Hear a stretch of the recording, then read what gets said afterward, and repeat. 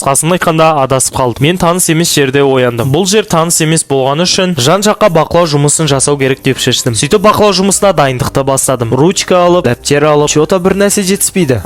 Стол жетіспей тұр екен. 20 минуттасың. Мен бақылауды жазып болдым. Енді қайтатын жолды іздей беруге болады деп. Енді іздей бергенімде досымның сөзі есіме түсіп кетті. Досым, бір қиындық болса, ұялмай, тартынбай маған айт. Бірге қашамыз. Сол сөздің мағынасын енді түсінгендей болдым. Солай досыма хабарластым. Досымның жағдайын сұрадым. Ата-анасының жағдайын сұрадым. Ит аяқ киімдеріңді алып қашама деп те сұрадым. Алдындағы допты мен жарып тастағанымды айттым. Сөйтіп бір-бірімізбен ұрысып қалып трубканы қоя салдым. Так, стоп, енді қалай қайтамын деп настроение түсіп кетіп, прямой кроватьқа барып жата қалдым. Қысқасын айтқанда адасып қалдым. Достар, видео ұнаған болса міндетті түрде лайк басып каналға жазылып кетейік. Алда тағы да қызықты видеолар шығатын болады. Барлықтарыңызға давайте.